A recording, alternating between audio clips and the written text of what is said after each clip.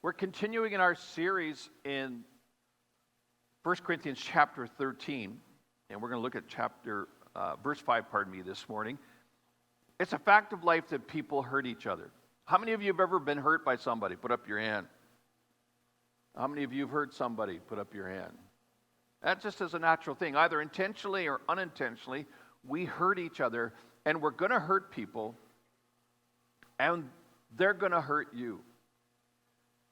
How you handle that hurt will, to a large degree, determine your happiness in life. If you don't respond correctly to hurt, it will turn into resentment. And if you hold on to a hurt, it becomes resentment.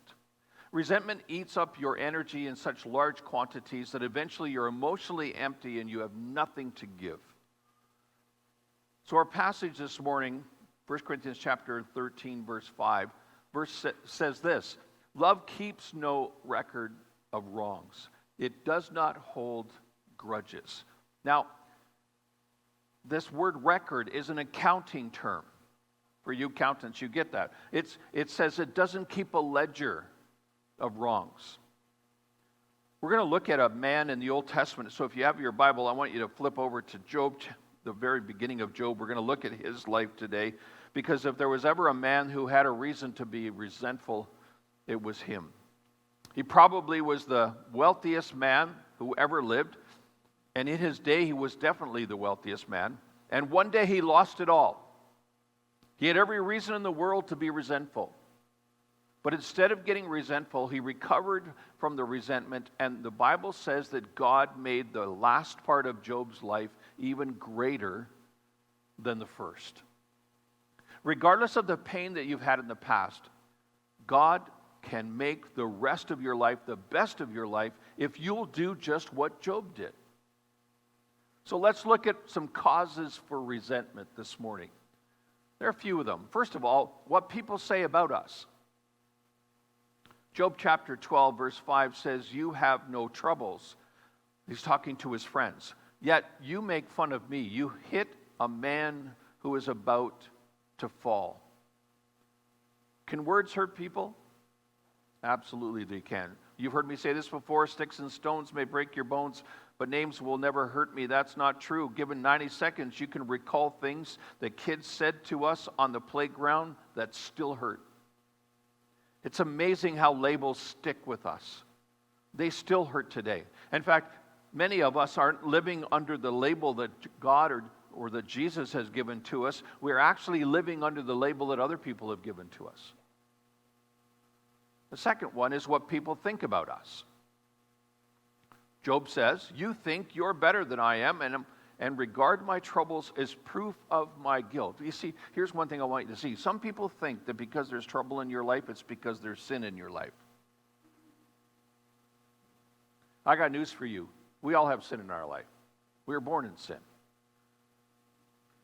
But it doesn't necessarily mean, if you look at the life of Job, he did not sin. And yet these guys said, there's something you've done. You're just not telling us. Can you be hurt without having anybody say anything to you? Sure you can. Have you ever felt rejected when nothing was said? Sure. Just by the way people look at you, by their body language, by their nonverbal messages, you can hurt people just by ignoring them when you don't acknowledge that they exist. And you know what? I teach personalities, and there's two types of people. There's type of people that are task-oriented, and there are people that are relational-oriented. I'm a task-oriented person. I have to remind myself that people are my task, to get to know them, to love them, to support them. So many times, without thinking, I can rush right by. In fact, you could be in a mall. If you found me in West Ed Mall, I would probably walk right by you, because I'm on task. I'm on mission. Third one is what people do to us. Look what Job says in Job chapter 19, verse 19. "Those I love most have turned against me." Abuse is on the rise. Physical abuse, emotional abuse, spiritual abuse. We live in a very abusive society. But notice that Job says, "Those I love most." Underline that. The number one place resentment shows up, it's not at work. It's in the house. It's in home.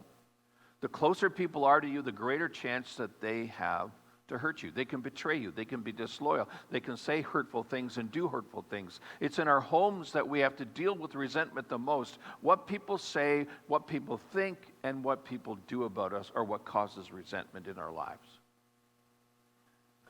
So what's the problem with resentment? If you read my text this morning, I said, so what's the price that we have to pay? Well, when people hurt us, the normal way to react is to get resentful. And it's normal. It's not the right reaction, but it's normal. In fact, Job says it does three things to us. Look what it says. First of all, it's unreasonable. To worry yourself to death with resentment would be foolish, senseless thing to do. Why? You can't change the past. No matter how resentful you got, it's not going to change the past. Have you ever done something stupid because you've been resentful? Oh, yes. We don't have time for testimonies this morning.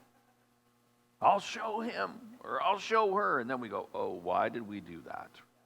Psalm 109 verse 33 says, he was so bitter he spoke without stopping to think. Oh, gosh, that could be on anybody's fridge. Secondly, it's unhelpful. When I'm resentful, it's unhelpful. It's self-inflicting. Job says in chapter 18, verse 4, you are only hurting yourself with your anger. When you get resentful, it always hurts you more than it does the person you're resentful about. That person might be totally oblivious to what's going on in your life. They don't even think about you. There's a great theological show that used to be on TV. It was called The Three Stooges.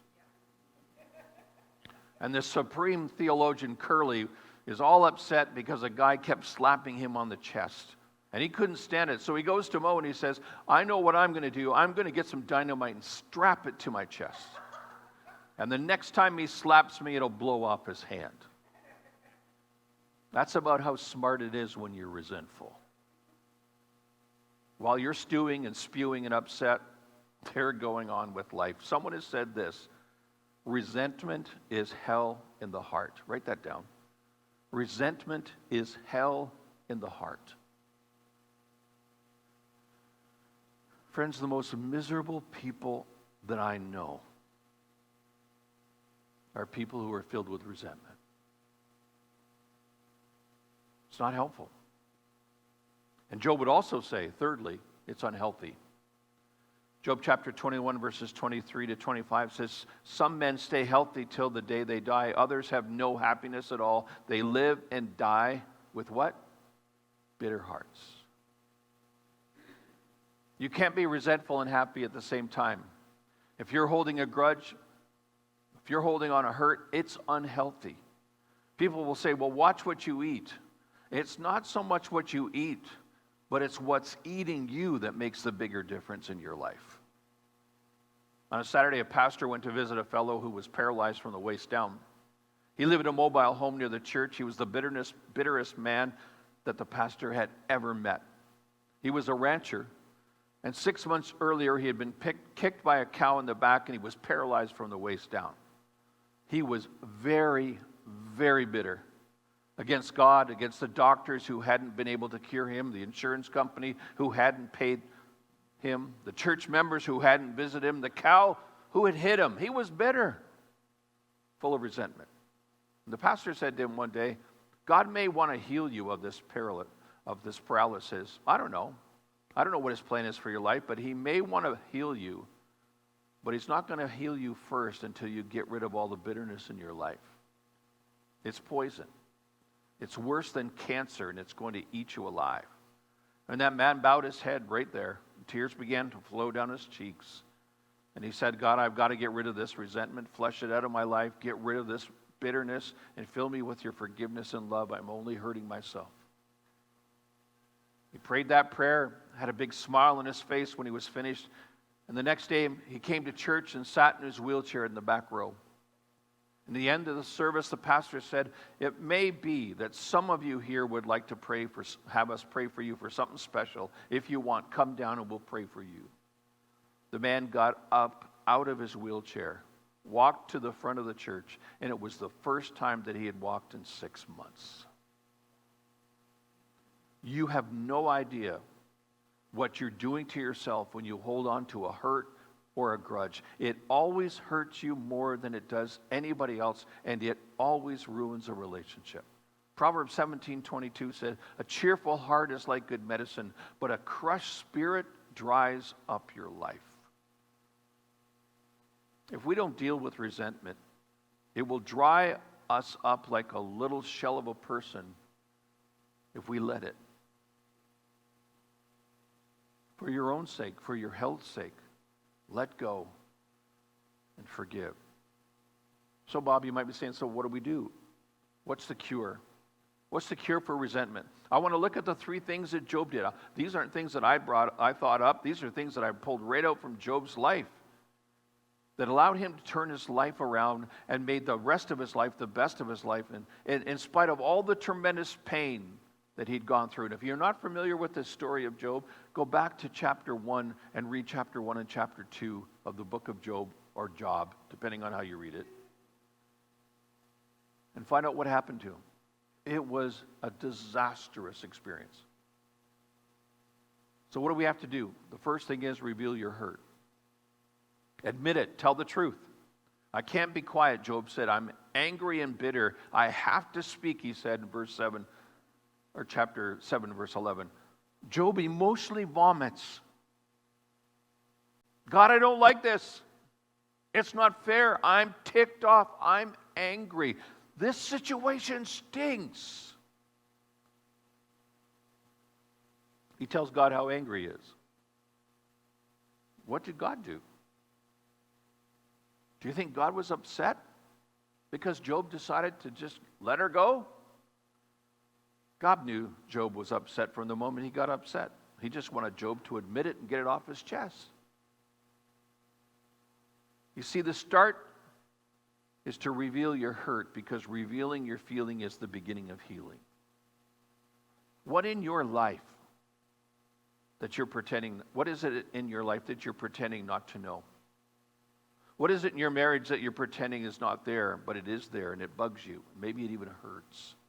What is it in that relationship with that boyfriend or girlfriend or boss or parents or kids that you're pretending is not there, but it is there?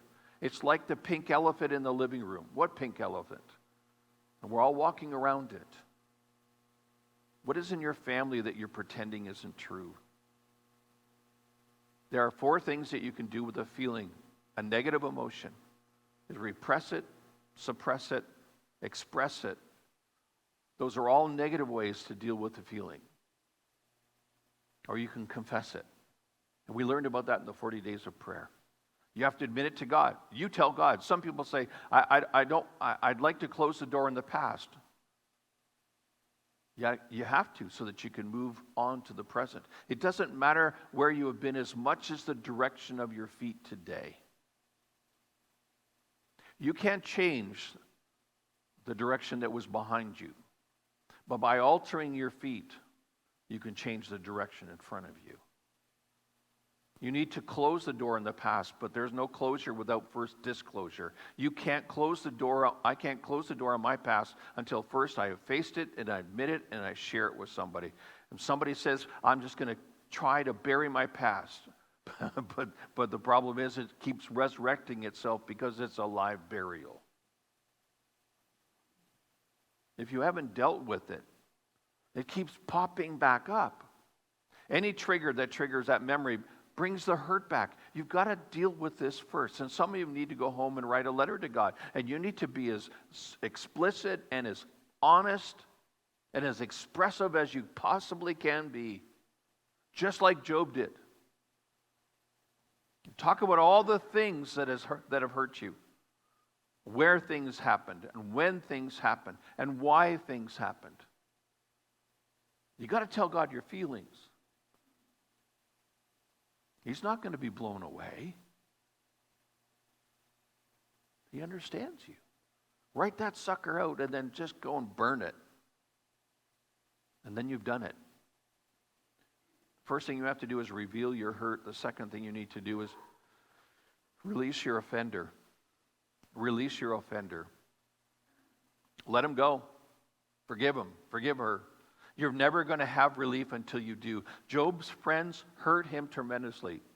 They betrayed him. It's interesting, if you understand the story of Job, these men came and sat beside him for 7 days and said nothing. That was the best thing they ever did. It was when they opened their mouths that they got themselves into trouble.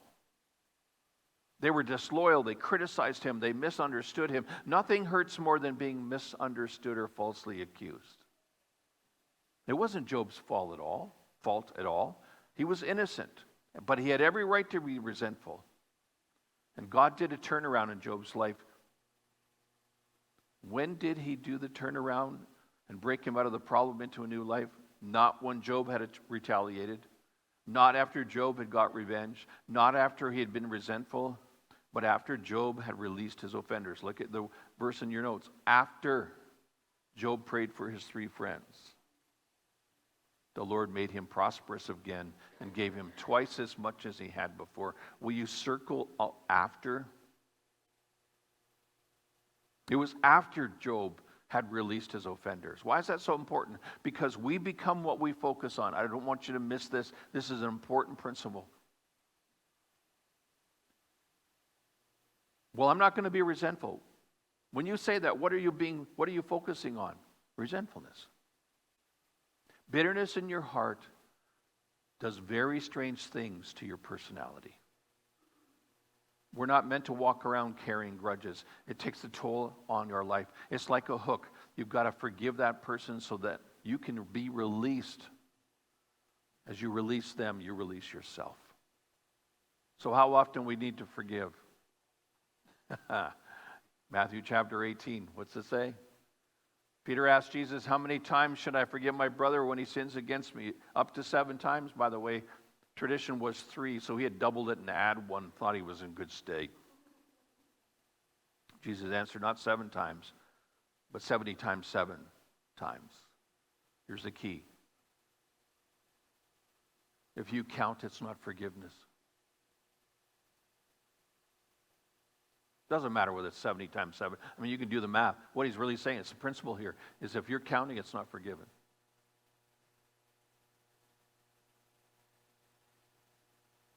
You did that. Then I'd better remember so that when you do it again, I can say, you did that. If you're going to do this, you're not being loving. Love keeps no records. That's our verse for today. If you're doing that, you're just destroying your marriage. That's all that you're doing. He says 490 times. Here in your notes, forgiveness must be continual. There's a thing going around Christian circles that makes it seem like forgiveness is just a one-shot deal.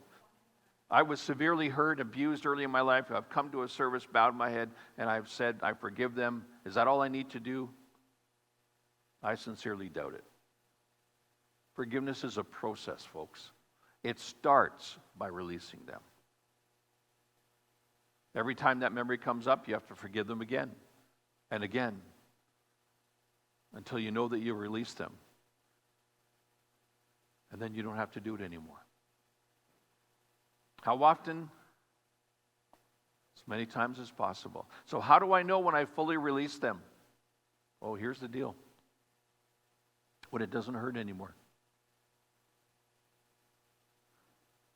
You can understand their hurts. You can pray for their success. You can feel comfortable in their presence. Luke chapter 6, verse 28 says, pray for those who despitefully use you, like Job did.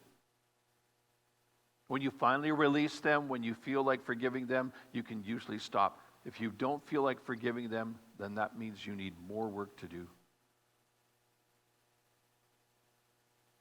I don't know that I've ever felt like forgiving anybody. But I do it, not because I feel like it, because it's the right thing to do, right? Amen? Clara Barton, the founder of American Red Cross. There was a man who had hurt her deeply early in her life, and years later, she became involved in his life again. And she was speaking about him to another person very kindly, and the person said, wasn't that the guy that hurt you? And Clara said, yes, I distinctly remember forgiving that hurt. It's a choice. You can hold on to the hurt, and let it turn to hate, or you can let it go. You reveal the hurt, you release the offender. It's not just when you feel like it, but when you don't feel like it because it's the right thing to do. Well, I'm just not going to let them get off scot-free. Life's not fair. You're right. It isn't fair. But who said life was fair? God didn't certainly say it. Life isn't fair. A lot of evil people get away with a lot of evil things. That's why I have a deep belief in both heaven and hell. If you don't believe in heaven, you've got a real problem. People like Hitler just don't get away with it. They kill several million people and then take their own life. That's it.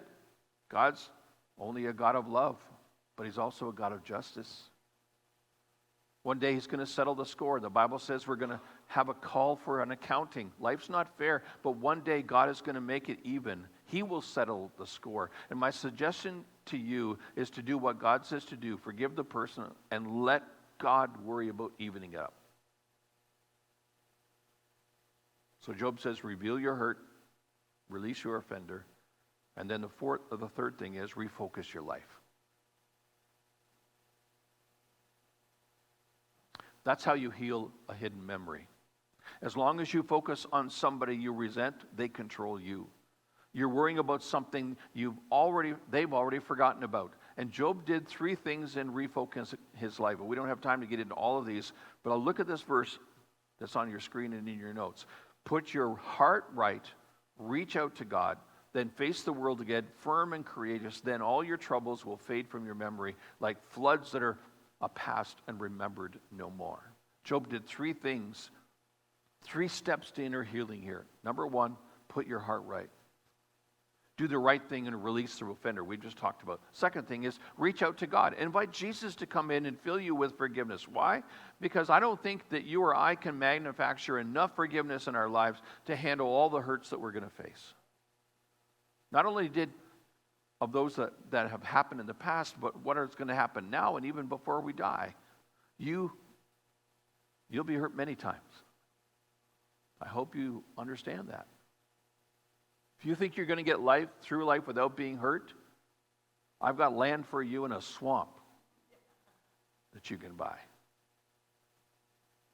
See, I don't think you can manufacture enough human forgiveness to handle it. You need God's forgiveness in your life. Think of Corrie ten Boom, the lady who hid Jews in her apartment to protect them from the Nazis. Everybody in her family was killed in a concentration camp except Corrie. She even endured abuse and all kinds of horrible things.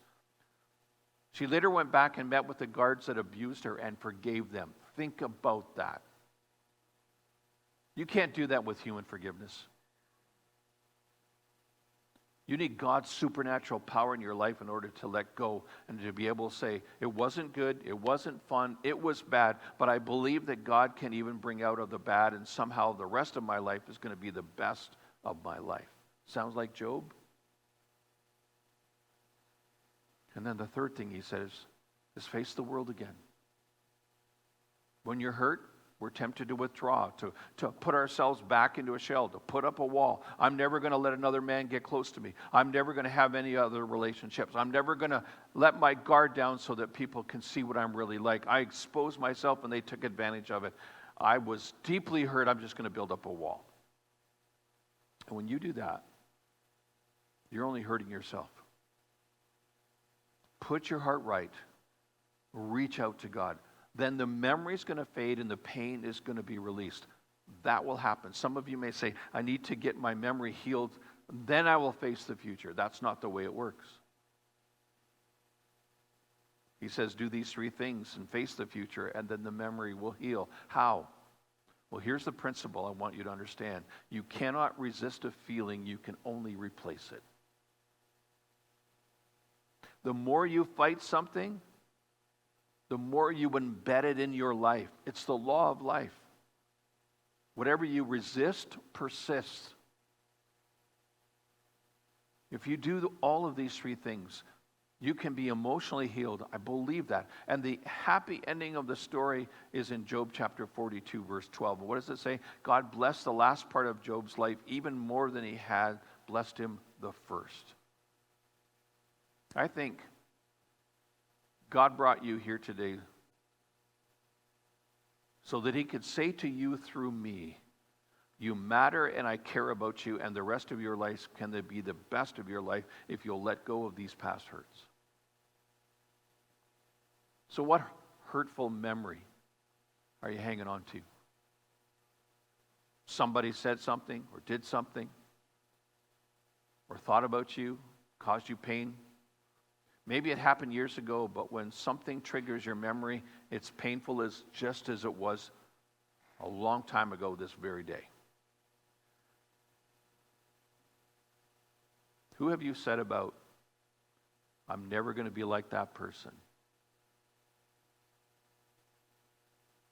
I know so many men who growing up said, I'm not going to be like my dad. And guess what? If you don't release them, you start to resemble them. But I just can't forgive them. That's why you need Jesus Christ. That's why you need him in your life. He can provide the power to forgive that nobody else can forgive. Nobody else can give you. He can heal that hurt that no one else can. Open your life to him and do what Job said and reach out to God. Will you pray with me?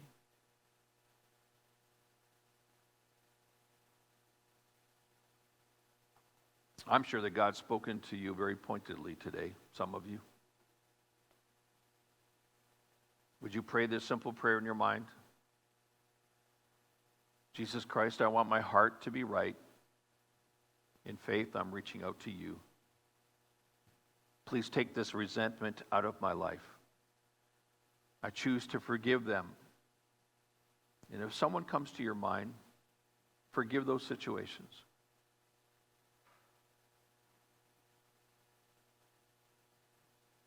I choose to forgive them right now. Help me to face the world again. Help me to focus on you in the future. Replace my pain with your peace. And Jesus Christ, replace my hurt with your healing.